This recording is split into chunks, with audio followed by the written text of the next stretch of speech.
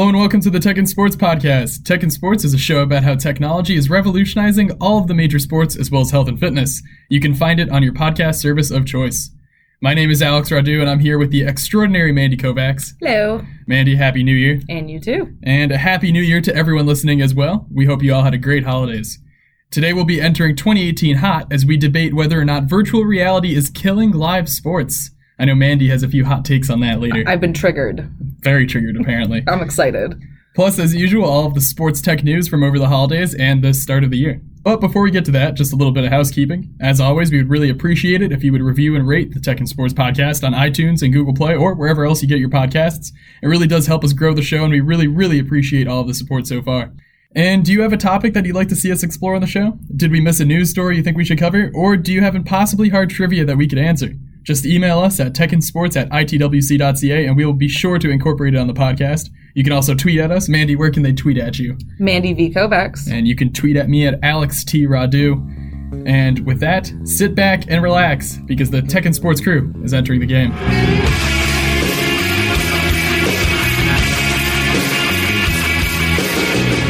So Mandy, the news. All right, so our first story of the day is news that the Minnesota Vikings have become the first NFL team to launch a virtual reality app for Oculus devices. The app is pretty simply called Vikings VR, and it was developed in partnership with a Silicon Valley-based VR company called Ziality, who also made a VR app for the San Jose Sharks. Boo. Yeah. Fans will be able to use the app to see behind-the-scenes content of the construction of the new U.S. Bank Stadium, as well as from the first regular season game played there back in 2016, and of course, every game since. The Vikings Executive Director of Digital Media and Innovation, Scott Kegley, says in a statement that the app is meant to enrich the fan experience, especially for the ones who are unable to attend live games. The app is available for free in the Oculus Store for Rift and Gear VR headsets, and it'll also be available on the upcoming Oculus Go device as well, which is set to launch this year. I think we're going to be talking a lot about sports teams investing in VR apps this year, so what do you think, Alex? This kind of ties into the argument you're going to hear me discussing later. Yep. Where I think it's just VR, the true example of what VR is going to be in live events. And that's just, right now it's all gaming and stuff like that, but live events are really where VR is going to end up going, so I think it's inevitable. We'll debate that later. All right, next in Olympic news, the 2020 Games in Tokyo will use state-of-the-art 4D panoramic cameras with 360-degree capabilities to broadcast its Taekwondo competition. Interestingly, the technology will also be able to provide more accurate video replays for referees as well. The camera system was tested at the inaugural Grand Slam Champions Series in China at the end of 2017, and it seemed to be very successful. The World Taekwondo Association decided to try this out after similar tech was used to capture archery competitions, and I think it's just going to keep going from there. And to be honest, I think that there will be quite a few competitions at the Olympics that will use this, whether at the upcoming ones in South Korea next month or the one in Japan in 2 years. So Alex, do you agree? Yeah. I think it's just giving sports that don't exactly have the big following more options and more engagement, just more ways to view it. I think I'm more likely to tune into, for instance, a archery competition if I had more opportunities to kind of see things from different angles. Yeah, absolutely. All right, and continuing with our broadcast news, AT&T DirecTV has launched the first 4K HDR technology for live sports from a U.S. pay TV provider. So some of you who watched the game between the Vegas Golden Knights and the Pittsburgh Penguins on December 14th through the NHL Network may have noticed better contrast, more realistic colors, and more fluid movements, and that's because the game was simulcast using this technology. So the good news is that it'll be used to broadcast 13 NBA games throughout the rest of this season, including ones between the Cavs and Bucks and the Raptors and Thunder this month. DirecTV has also partnered with the MLB to provide 4K HDR broadcasts of baseball game next season, and I'm sure we'll be seeing it a lot more in other leagues as well. I can't say that I've ever been able to compare regular HD stuff with 4K, but I'm also basically blind, so Alex, do you think it'll be a big deal? Yeah, so this is actually pretty cool. It's inevitable though, because the reason why this hasn't been a very important thing to do as of yet is because not a lot of people have 4K TVs. Right. But those are a lot cheaper now, especially this last Black Friday, holiday shopping season. It's a lot easier to get a 4K TV. It's cheaper. So now there's more incentive for these AT&T, DirecTV, everyone to just showcase sports at higher definition. Yeah, because beforehand they were just targeting. It would just be targeting a very tiny audience that if they wanted to really see great 4K stuff, they'd be watching movies or Planet Earth. It was very not niche. Sports. Yeah. But now they have to. I mean, it's just going to be that thing where at some point everyone just has a 4K TV, so they're going to want to be broadcasting in 4K as well. Yeah, pretty soon we won't know what the difference is, right? Everyone will have it. Mm-hmm. All right, cool. Next is a story from Australia and New Zealand that will see thousands of rugby players go back to school, kind of. The National Rugby League has partnered with an e-learning company called Velpig so that all 4,000 of the league's players will be able to access its web-based education platform and take lessons that deal with topics like wellness, relationships, and social responsibility. The lessons are available on mobile devices, and program administrators will be able to track in real time how many players have completed the various modules, as well as overall player engagement. So I know our listeners in Canada or the US might not care too much about this story, but I actually think it's a fantastic concept that should be brought to North American sports leagues, particularly the NFL. I mean, you can see anywhere. It has a whole bunch of issues with domestic violence, sexual harassment, assault, and, murder and everything. So do you think this could come here?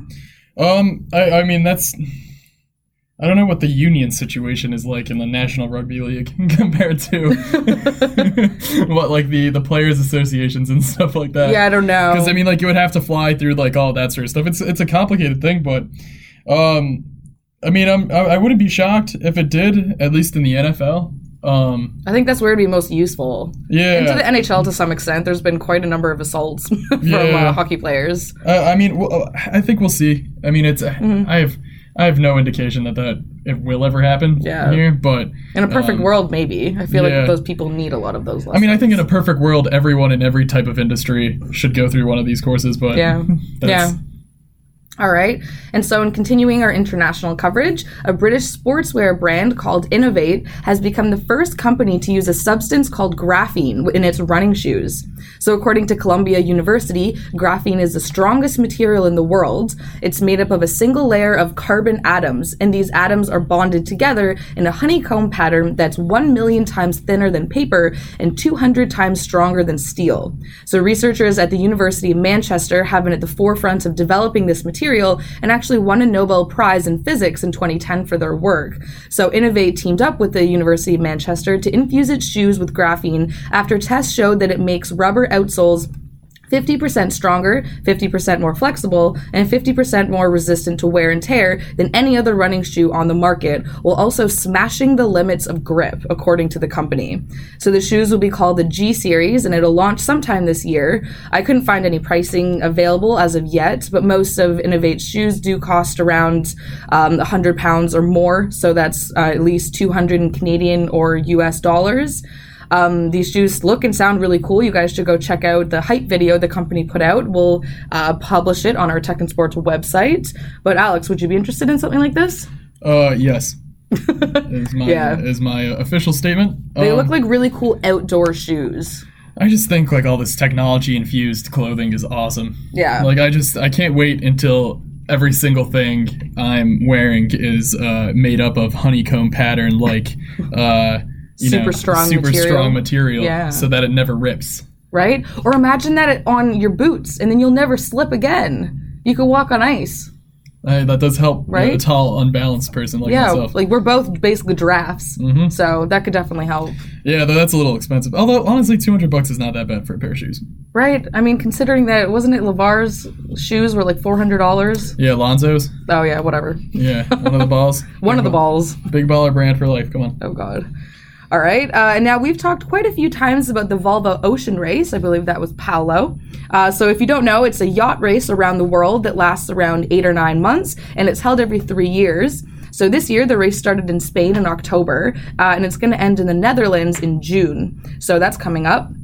And so SAP, it's a multinational software company. They've been powering various teams with their analytics platform for years to help these teams prepare for the race. But this year, the company has partnered with Team Axo Nobel, which is a Dutch team in the race, to provide biometric sensors that can track individual sailors' fitness levels and things like their degree of exhaustion during the race, which is the biggest threat to racing crews. So all 9 members of the Dutch team will be wearing sensors to capture their data so that they can analyze it and optimize their performance. And so the race is set up that it goes in various different legs. So once a team arrives at the stopover location, they can input the data into SAP's predictive and machine learning platform, which can help the crew prepare for the next legs based on the information that was gathered. It'll be interesting to see how this might affect the team and how well they do in the race. Yeah, no, I think it's just this is the type of technology that every single team and athlete and every single sport's going to have in the next year or 2 years or 3 years tops. It's just, I don't think we're going to see a lick of this data as fans. No, I doubt it. But it behooves teams to take advantage of tracking every vital. It behooves an athlete to track every vital that they have. It makes sense when you're a professional. Yeah, like you have to, I mean, like this is totally something that happens in gaming where you just maximize your stats and like get really nitpicky with it, but athletes are going to do that too. Yeah, fair enough. They're going to be like, ooh, if I do this exactly this way, I can increase my stamina by 0.2% or something like that. And that's like, I mean, that's the edge that people are going to try and get. Yeah, and I feel like for this race, they're going to look at it and be like, okay, I need exactly 4 hours and like 37 minutes of sleep to be functional the next day. Right, and that helps them when they're sailing because you don't want to sleep. Yeah, well, I mean, like, like if I had the stats to be like, hey, you need to sleep tonight 6 hours and 21 minutes, and then it just sets an alarm for that time, and like I would feel perfectly refreshed or something like that. Yeah. Then I'm like, cool, that's awesome. Yeah. Love that info. That would be awesome.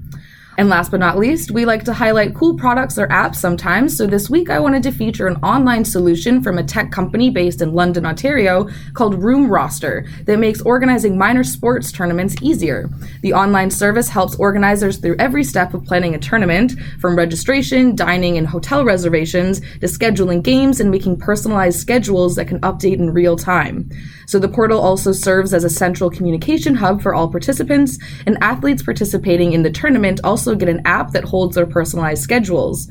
The company is currently working with Tourism London to help them prepare for the 2018 Ontario Summer Games, and it also has a lot of customers in the US, which has a market of about 17,000 junior sports associations. So for anyone planning a minor league hockey tournament or something like that, you might want to check out what Room Roster has to offer. And that's it for our news segment. So we're going to move into our discussion now. All right, so for our discussion today, we're going to debate whether VR, virtual reality, is ruining live sports. So this kind of happens because of a specific image that really triggered Mandy earlier. Really upset about it. So let me just give some background detail. We've been talking about how the Vikings have the first NFL team to have a VR app, and hockey, basketball teams, everyone's kind of doing it. So Mandy came across this story that is really making her question whether or not VR is a good thing for sports. A soccer league in East Asia gave 100 people VR headsets at a match between Japan and North Korea so that they could watch high-definition replays in real time. The replays are both customizable and include views not available on the television broadcast. The rest of the fans in the stadium were able to access a VR app on their phone so they could view similar things. It doesn't sound like that big of a deal, but Mandy was very triggered by a photo of all of these people sitting in the stands with their headsets on. Yeah, they look like zombies. Okay, so let me paint a picture for all of you. So it's all of them. They're sitting in these stands. There's 100 people, and they're wearing these orange goggles. But they're at a live sporting event. But they have goggles on that they can't actually see what's in front of them.